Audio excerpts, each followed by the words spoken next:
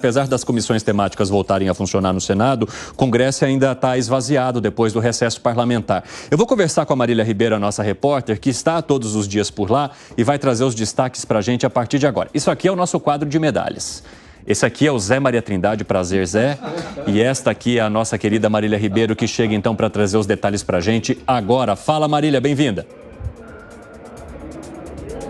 Oi, Evandro. Obrigada. Boa tarde a você e todos que estão nos acompanhando aqui no 3 em 1 nesse início de semana. Então, o Senado está retomando as suas atividades nesta segunda-feira de maneira mais tímida. De fato mesmo, de maneira efetiva, os trabalhos devem começar mesmo só a partir da próxima semana. E nós já trouxemos aqui no 3 em 1 que o que deve ser prioridade para os parlamentares é a questão da desoneração da folha, esse projeto da desoneração da folha de pagamento e também a regulamentação da reforma tributária. E o que esses projetos acaba tendo em comum é que eles devem passar por comissões aqui no Senado Federal antes de serem levados para o plenário da Casa, serem discutidos e votados. Mas nesta semana, Evandro, como você disse aí no início do programa, nós teremos sim comissões de maneira remota. Alguns parlamentares devem vir aqui ao Senado e para amanhã nós já temos temos sessão lá na Comissão de Assuntos Econômicos. Ela deve votar a isenção do FGTS para trabalhadores aposentados. E ainda na terça-feira,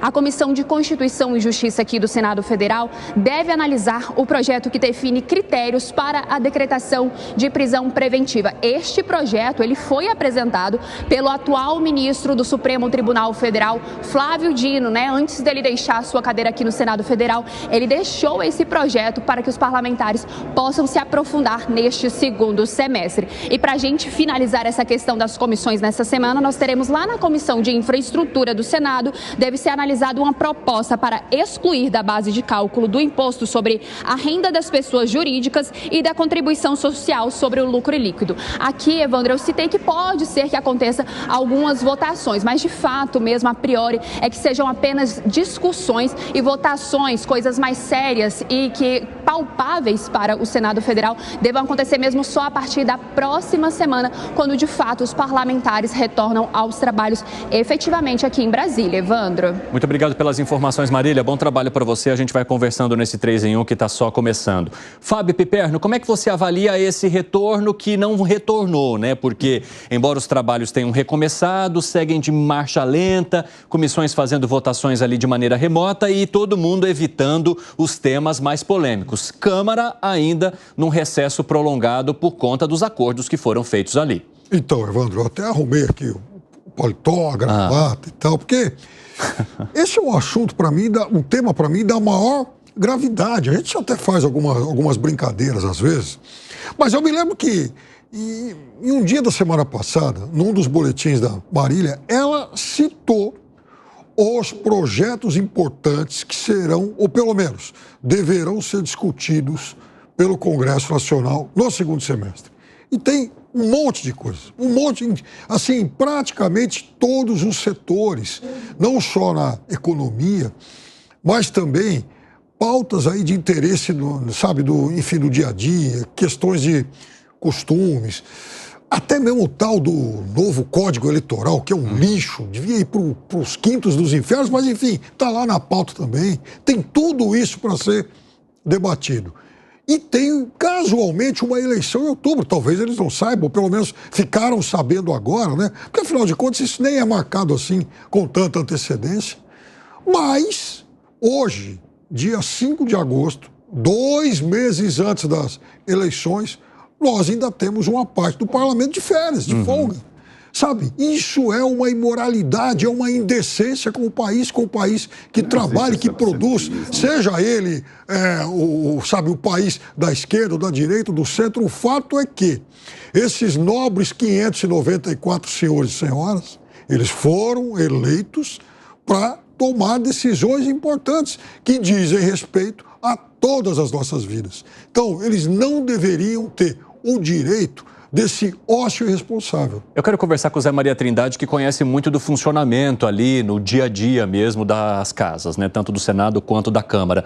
Você acredita que seja de fato um desrespeito hoje com a sociedade, a maneira como o ritmo de trabalho é ditado pelos próprios congressistas, hein, Zé Maria Trindade? E o ano eleitoral, ele influencia muito nessa marcha lenta que a gente está vendo agora?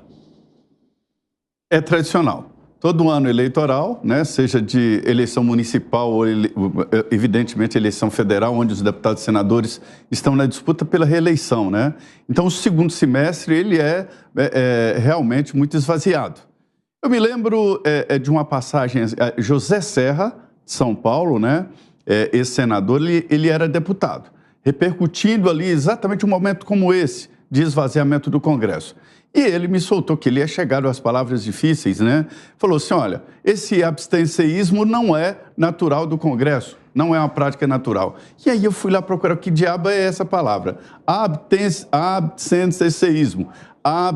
São duas palavras, absenteísmo e absentismo. Significa falta de pontualidade e assiduidade no cumprimento de um dever ou obrigação. Então, aprendi com Serra essa palavra complicadésima. Então, esse absenteísmo, ele é natural em certas épocas. Eu devo te confessar, e olha, Piperno, eu adoro o deputado ausente, o que falta, o que não vem aqui. Sabe por quê? Todas as vezes que esse plenário enche, eles votam contra os nossos interesses. Ave Maria, se o Congresso Nacional fosse cheio de parlamentares e vomitasse todos os dias uma lei. Aí sim, seria mais do que o paraíso dos advogados, que o Brasil já é um paraíso de advogados, né? Seria mais do que isso. Então, é natural agora, nesse momento, segundo semestre, que o deputado vá lá encarar o eleitor, vá lá disputar o voto junto com o prefeito. Esta é a base para a reeleição de 2026. E não tem nada que o deputado e senador queiram mais do que a tal reeleição. Isso aqui deve ser bom demais. Ninguém quer ficar livre disso aqui, não. Fala, Segré. Quando eu escuto o Piperno e o Zé Maria, que estão perfeitos nas suas colocações, a gente pensa, né, como o eleitor escolhe o dia de amanhã para ver quem entra e quem não entra na Câmara dos Deputados e nos senadores. E deveria ser legal ver quantas vezes ele foi, quantas leis ele propôs, quantas leis ele aprovou, se aprovou alguma coisa a favor ou contra o interesse do seu eleitor cativo, porque não é somente o nome e não é somente a proposta. A proposta é uma tentativa de convencimento de um eleitor a acreditar que essa proposta será traduzida. E sempre envolvem os três fatores.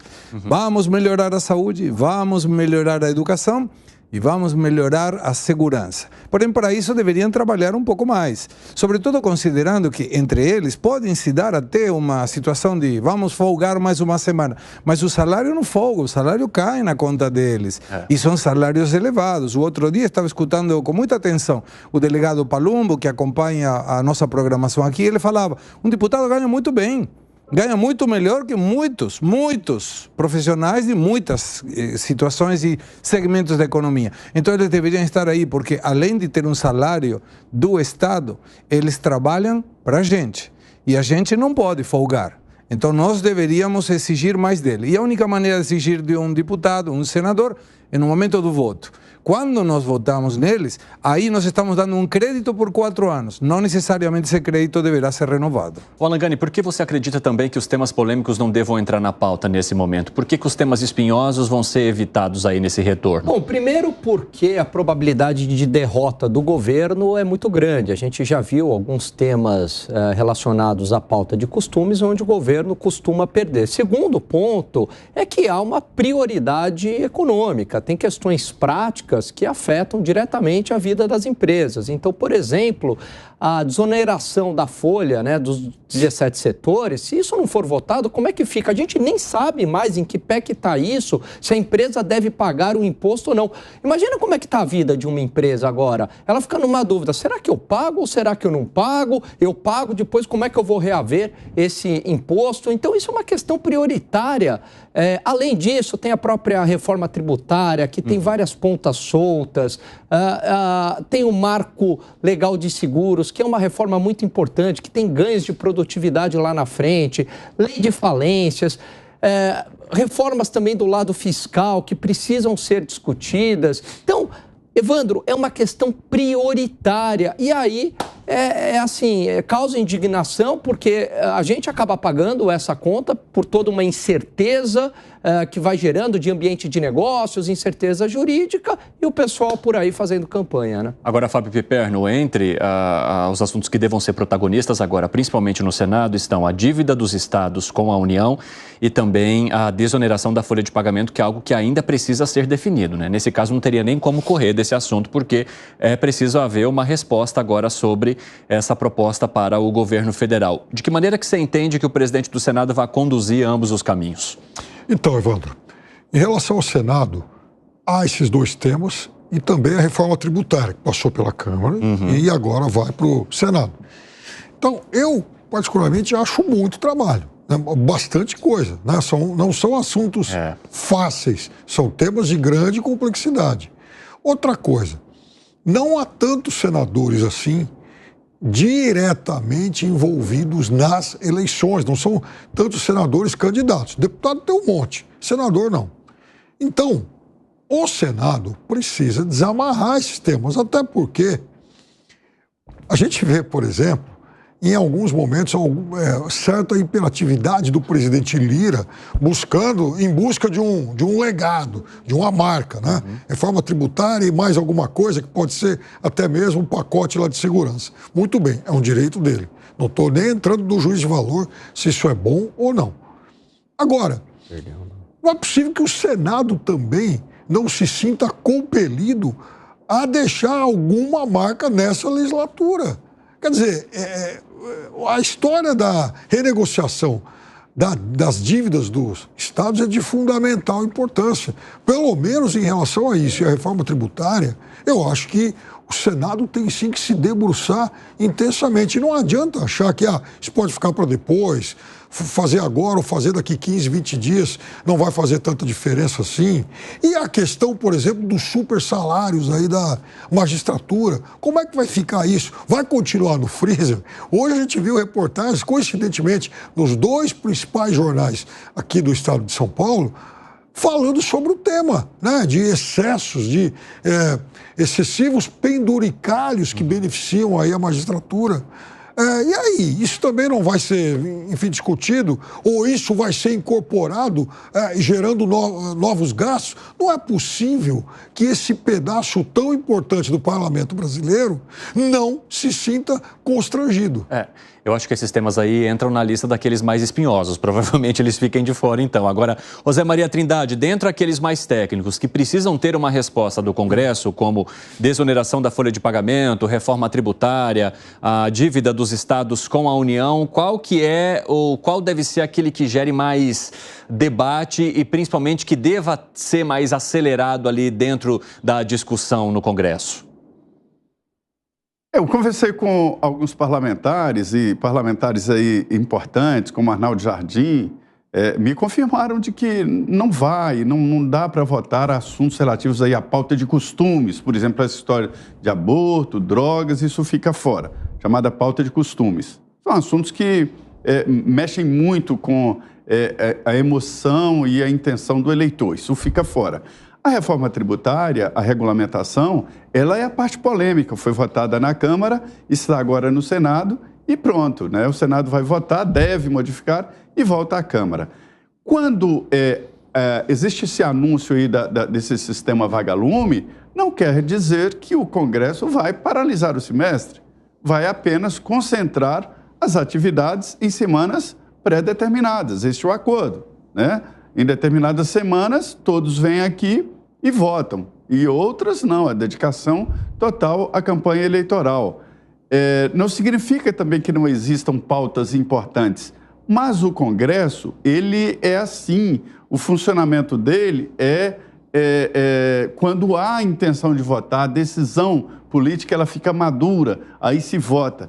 Não adianta estar todos aqui e não votar nada, não adianta todos estarem aqui e votar projetos que não são de interesse e que fiquem simplesmente votando e enchendo a pauta de projetos polêmicos, que quando é votado algum assunto na Câmara, imediatamente isso vai para o Judiciário. Alguns deputados brigam aqui, todos sabem disso, por uma vírgula, a retirada de um artigo de português, não artigo de lei, né? E no sentido de que gere dúvidas futuras. Quando alguém sabe que vai perder uma lei em plenário, ele apresenta uma emenda tirando uma vírgula, porque joga a dúvida. E aí vai para o judiciário, para se ter uma ideia de como é sensível. Então, assim, a não votação é uma decisão política e que deve ser respeitada, né? É difícil de explicar isso, mas vários projetos, como pena de morte, aborto, isso não entra em pauta. Por quê? Porque há uma decisão implícita do Congresso e política de não colocar esse assunto no plenário. Não, a gente compreende sim, viu, Zé? Inclusive, várias vezes a gente já discutiu isso aqui, né? Que o fato de o Congresso se manter em silêncio também é uma resposta para o próprio Supremo Tribunal Federal quando pauta temas que entram em debate em ambas as casas.